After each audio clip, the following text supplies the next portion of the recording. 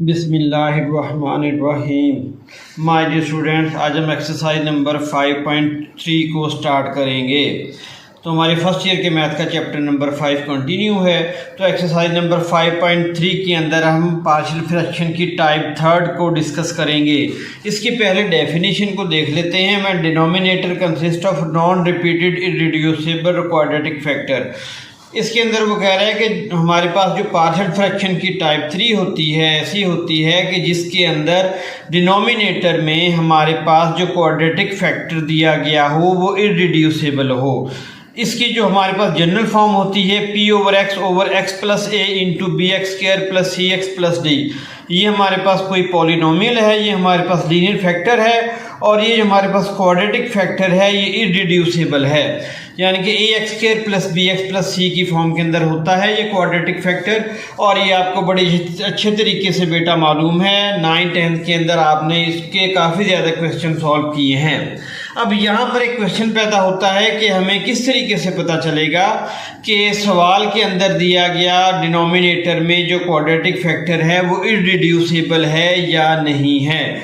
तो आप बच्चों की आसानी के लिए मैंने थोड़ा सा इसको लिख कर बेटा यहाँ पर बयान कर दिया है, इंशाल्लाह आपको समझ आ जाएगी। अब मिसाल के तौर पर ये देखें, हमारे पास क्वेश्चन नंबर 1 है 9x - 7 over X square plus 1 x plus 3। अब ये हमारे पास जो एक्स स्क्वायर प्लस 1 है ये हमारे पास इररिड्यूसिबल क्वाड्रेटिक फैक्टर है। अब हमें बेटा पता किस तरीके से चलेगा कि ये इररिड्यूसिबल क्वाड्रेटिक फैक्टर है, तो हम इसको चेक कर सकते हैं। देखिए आप बच्चों की आसानी के लिए मैंने इसको अलग से लिखा है। ये हमारे पास एक्स स्क्वायर प्लस 1 है, इसको हम लिख सकते हैं ax square plus b x plus c. अब यहाँ पर हमारे पास एक्स स्क्वायर के साथ हम लिख सकते हैं और बी एक्स की जगह पे बेटा हम लिख सकते हैं 0x, क्योंकि यहाँ पर x तो है ही नहीं, एक्स स्क्वायर तो है लेकिन यहाँ पर मैंने साथ 0x लिख दिया ताकि ये वाली फॉर्म बन जाए, और प्लस सी की जगह पे मैंने 1 लिख दिया।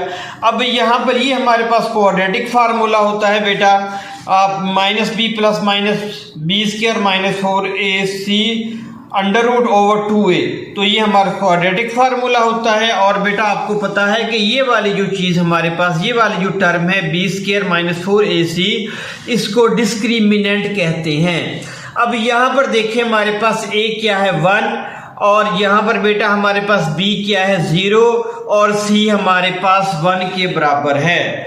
अब अगर हमारे पास डिस्क्रिमिनेंट की जो वैल्यू है वो ग्रेटर देन और इक्वल टू 0 आ जाए और डिस्क्रिमिनेंट की वैल्यू परफेक्ट स्क्वायर के अंदर आ जाए, तो इसका मतलब ये होगा कि दिया गया फैक्टर हमारे पास रिड्यूसिबल होगा। अगर इसमें से कोई भी कंडीशन फॉल्स हो जाए तो दिया गया फैक्टर इररिड्यूसिबल होगा। इसको चेक कर लेते हैं। देखें अब हमने इसके अंदर b square -4ac greater than और इक्वल टू 0।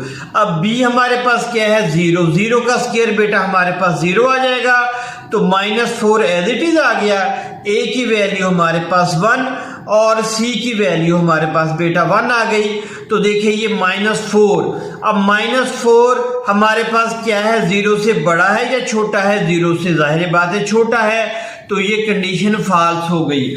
इसका मतलब क्या है, ये मैंने उर्दू के अंदर लिख भी दिया है। इसका मतलब है कि हम एक्स स्क्वायर प्लस 1 के फैक्टर्स नहीं बना सकते। इररिड्यूसिबल हमारे पास जो क्वाड्रेटिक फैक्टर होता है उसका मतलब यही होता है कि हम उसके फैक्टर नहीं बना सकते। इसका मतलब है कि हम एक्स स्क्वायर प्लस 1 के फैक्टर्स नहीं बना सकते। ये एक इररिड्यूसिबल क्वाड्रेटिक फैक्टर है। तो इस तरीके से बेटा आप इसको इजीली चेक भी कर सकते हैं। अब हम अपने सॉल्यूशन की तरफ मूव करते हैं। सबसे पहले देखें ये हमारे पास प्रॉपर रैशनल फ्रैक्शन है या इम्प्रॉपर रैशनल फ्रैक्शन है, तो इसकी डिग्री चेक कर ले। एक्स स्क्वायर यहाँ पर है, x1 यहाँ पे, एक्स स्क्वायर को जब x से मल्टीप्लाई करेंगे तो x क्यूब ऊपर x की पावर 1 है, तो डिनोमिनेटर की डिग्री ग्रेटर देन है, न्यूमिनेटर की डिग्री लेस है। तो हमारे पास ये एक प्रॉपर रैशनल फ्रैक्शन है। मैंने यहाँ पर लिख भी दिया है as degree of denominator greater than degree of numerator, so it is a proper rational fraction. अब इसको सॉल्व किस तरीके से करेंगे, ये हमारे पास जो इररिड्यूसिबल क्वाड्रेटिक फैक्टर होता है, इसको हमने न्यूमिनेटर के अंदर a नहीं लिखना, इसको बेटा लिखेंगे ax + b। ये चीज़ आपने अपने जहन में रखनी है। और लीनियर फैक्टर के ऊपर आपने c लिख देना है, या इसको पहले लिख दे, इसको पहले लिखेंगे तो a/x + 3 और प्लस bx + c/x² + 1 आ जाएगा। तो ये बेटा आप पे डिपेंड करता है, आप इसको पहले लिखें या इसको पहले लिखें। मैंने जो इररिड्यूसिबल क्वाड्रेटिक फैक्टर है उसको बेटा पहले कंसीडर किया है, तो ये हमारे पास इक्वेशन नंबर 1 आ गई। अब हमने लेफ्ट साइड से डिनोमिनेटर को रिमूव करना है, तो दोनों साइडों पे इससे मल्टीप्लाई कर देंगे। दोनों साइडों पे बेटा हमने मल्टीप्लाई कर दिए इक्वेशन 1 के। तो ये देखें, ये हमारे पास ये इससे कैंसिल हो जाएगा, न्यूमिनेटर डिनोमिनेटर से कैंसिल, और हमारे पास ये x² + 1 इससे कैंसिल हो जाएगा बेटा। तो ax + b × x + 3 रिमेनिंग आ जाएगा, और x + 3 इससे कैंसिल हो जाएगा, प्लस c × x² + 1। ये हमारे पास इक्वेशन नंबर 2 आ गई। अब बिल्कुल पिछली एक्सरसाइजों की तरह हम लीनियर फैक्टर्स को 0 के बराबर पुट करके x की वैल्यू को फाइंड आउट करके इक्वेशन नंबर 2 में पुट करेंगे। देखिए, पुट x + 3 = 0, x की वैल्यू -3 आ गई। इसको इक्वेशन नंबर 2 में पुट किया। ये देखिए, 9x की जगह पे -3 लिखा, ये इक्वेशन नंबर 2। फिर ax + b, हमारे पास x + 3 0 के बराबर है, ये पूरी की पूरी टर्म 0 के बराबर आ जाएगी। c एडिज लिख दिया, और x की जगह पे -3² + 1, -3 का स्क्वायर हमारे पास आ जाएगा 9। अब इसको बेटा सिंप्लीफाई करेंगे। सिंप्लीफाई करने के बाद हमारे पास c का जो फाइनल आंसर बेटा आएगा वो -17/5। अब हमारे पास एक ही लीनियर फैक्टर यहाँ पर एग्जिस्ट कर रहा है। देखिए, यहाँ पर कोई भी और लीनियर फैक्टर एग्जिस्ट नहीं कर रहा। अब हम इक्वेशन नंबर 2 का सहारा लेंगे, इसको इससे मल्टीप्लाई करेंगे। ठीक हो गया बेटा। उसके बाद x के और x के इसको इससे मल्टीप्लाई कर देंगे, और क्योंकि यहाँ पर कोई और भी लीनियर फैक्टर एग्जिस्ट नहीं कर रहा है, x + 3 को हमने 0 के बराबर पुट करके सिंप्लीफाई कर लिया। अब हम क्या करेंगे, क्या करेंगे, यहाँ पर हमारे पास ax + b × x + 3, अब इसको इससे मल्टीप्लाई करेंगे, इसको इससे मल्टीप्लाई करेंगे, फिर x² और फिर जो हमारे पास x है उसके कोफिशिएंट्स को हम कंपेयर करके अपने टास्क को कंप्लीट कर लेंगे। देखिए, फ्रॉम इक्वेशन 2 हमने मल्टीप्लाई का प्रोसेस किया, और comparing the coefficients of x² and x² और x के कोफिशिएंट्स को हम कंपेयर करेंगे। यहाँ पर हमारे पास x² है ही नहीं, तो यहाँ पर 0 लिख देंगे, और यहाँ पर बेटा क्या है, x² यहाँ पर मौजूद और यहाँ पर मौजूद, इसका कोफिशिएंट a यहाँ पे लिखा, प्लस इसका कोफिशिएंट क्या आ गया बेटा, c यहाँ पे लिख दिया। अब हमने क्या किया कि c की वैल्यू निकाली थी -17/5, यहाँ पर पुट की, और a हमारे पास किसके बराबर आ जाएगा, 17/5 के। अब हम x के कोफिशिएंट्स को कंपेयर कर लेंगे। यहाँ पर देखिए x क्या है, ये 9x, तो यहाँ पर बेटा आ जाएगा 9।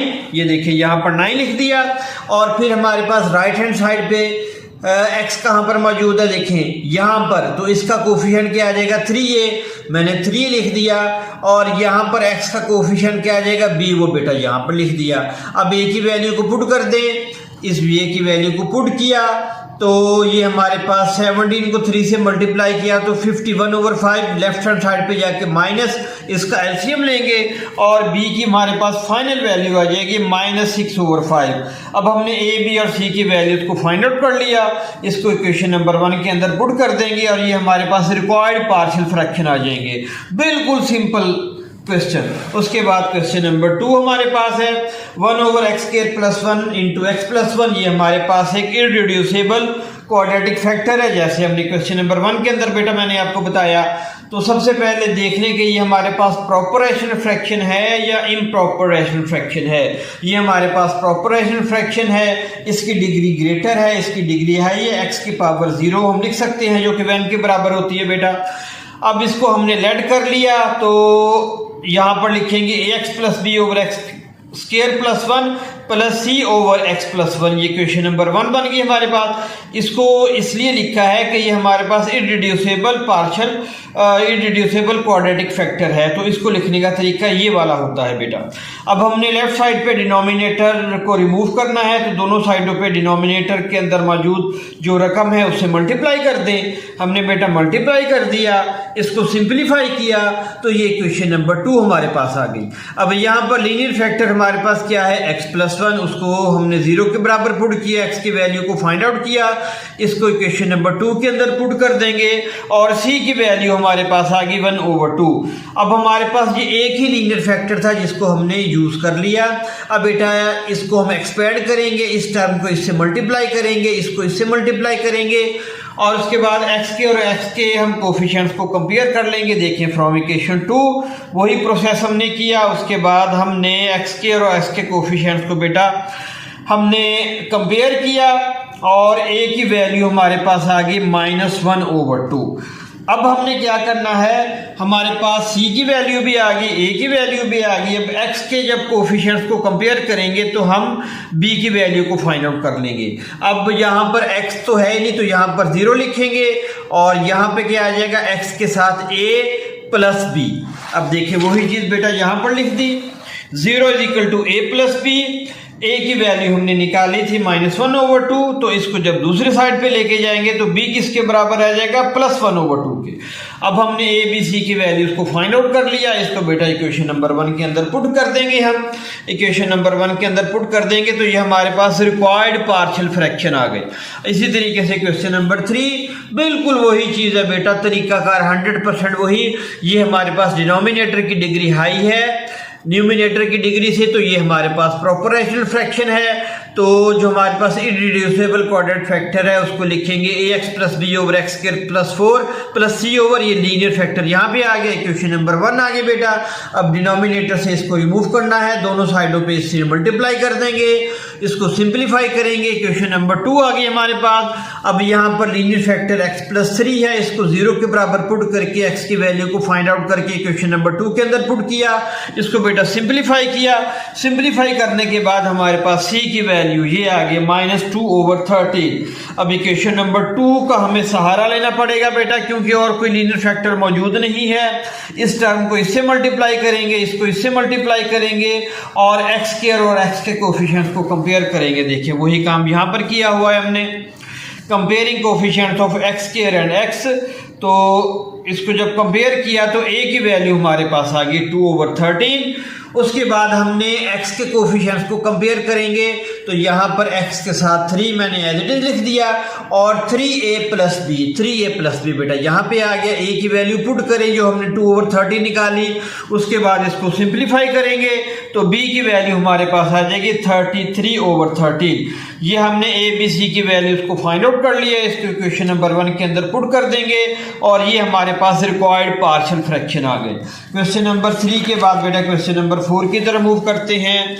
यहाँ पर देखें ये x² + 2x + 5 ax² + bx + c, ये भी हमारे पास इररिड्यूसिबल क्वाड्रेटिक फैक्टर है। तो सबसे पहले चेक करें whether it is proper rational fraction और इम्प्रॉपर रैशनल फ्रैक्शन। तो इसकी डिनोमिनेटर की डिग्री हमारे पास बेटा हाई है, न्यूमिनेटर की डिग्री हमारे पास लेस है, तो ये प्रॉपर रैशनल फ्रैक्शन आ गया। बिल्कुल ये इररिड्यूसिबल क्वाड्रेटिक फैक्टर के ऊपर लिखेंगे x + b और फिर +c / x - 1, ये लीनियर फैक्टर, ये इक्वेशन नंबर 1 आ गई। इसको दोनों साइडों से मल्टीप्लाई कर देंगे बेटा, मल्टीप्लाई किया, ये हमारे पास इक्वेशन नंबर 2 आ गई। x - 1 हमारे पास लीनियर फैक्टर मौजूद है, इसको 0 के बराबर पुट करके x की वैल्यू को फाइंड आउट करके इक्वेशन नंबर 2 के अंदर बेटा पुट करेंगे। ये हमने क्वेश्चन नंबर 2 के अंदर बेटा इसे पुट किया तो c की वैल्यू हमारे पास आ गई 2। अब यहाँ पर और कोई लीनियर फैक्टर एग्जिस्ट नहीं कर रहा। अब बेटा क्या करेंगे, हम इस टर्म को इससे मल्टीप्लाई करेंगे, c को इससे मल्टीप्लाई करके x² और x के कोफिशिएंट्स को कंपेयर कर लेंगे। देखिए from equation 2 comparing coefficients of x² and x, यहाँ पर x² का कोफिशिएंट क्या है 1 और x² का कोफिशिएंट a और x² का कोफिशिएंट c। तो a की वैल्यू हमारे पास क्या आ जाएगी -1।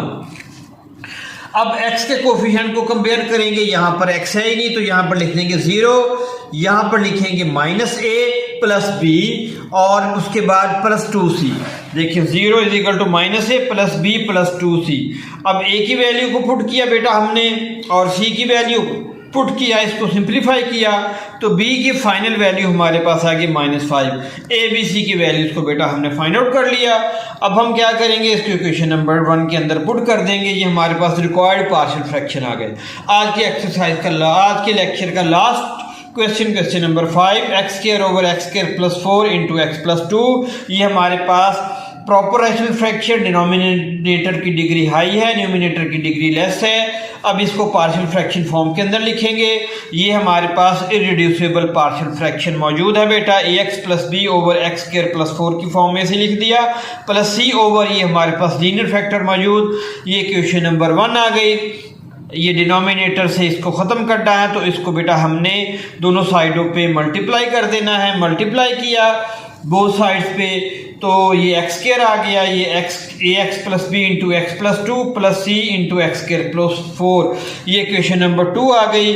तो ये फर्स्ट लीनियर फैक्टर मौजूद है, इसको 0 के बराबर पुट करके एक्स की वैल्यू को फाइंड आउट कर लिया। इक्वेशन नंबर 2 के अंदर पुट किया बेटा। इक्वेशन नंबर 2 में पुट करने के बाद इसको सिंप्लीफाई करेंगे। सिंप्लीफाई करने के बाद c की फाइनल वैल्यू हमारे पास आ गई 1/2। अब हम फ्रॉम इक्वेशन 2 बिल्कुल उसी तरीके से हमने इक्वेशन नंबर 2 को बेटा सिंप्लीफाई किया और comparing coefficients of x square and x. जब एक्स स्क्वायर के कोफिशिएंट्स को हमने कंपेयर किया तो एक्स स्क्वायर के साथ 1 मौजूद, ये एक्स स्क्वायर के साथ a मौजूद और एक्स स्क्वायर के साथ प्लस c मौजूद। अब c की वैल्यू को पुट किया 1/2, लेफ्ट हैंड साइड पे लेके जाएंगे 1 - 1/2, इसका एलसीएम ले लेंगे तो a किसके बराबर आ जाएगा 1/2 के। अब x के कोफिशिएंट्स को कंपेयर किया, यहाँ पर x है ही नहीं तो यहाँ पर बेटा 0 लिख दिया, is equal to 2a plus b यहाँ पर लिख दिया और a की वैल्यू हमारे पास है कि 1/2, 2 से कैंसिल हो गया। इसको दूसरी साइड पे लेके जाएंगे -1 तो b की वैल्यू हमारे पास आ जाएगी बेटा -1। तो put the value of a b and c। a b और c की वैल्यूज को जब हम पुट करेंगे क्वेश्चन नंबर 1 के अंदर तो ये हमारे पास रिक्वायर्ड पार्शियल फ्रैक्शन आ गए। जी माय डियर स्टूडेंट, ये एक्सरसाइज नंबर 5.3 के क्वेश्चन नंबर 1 to 5 कंप्लीट हो गए।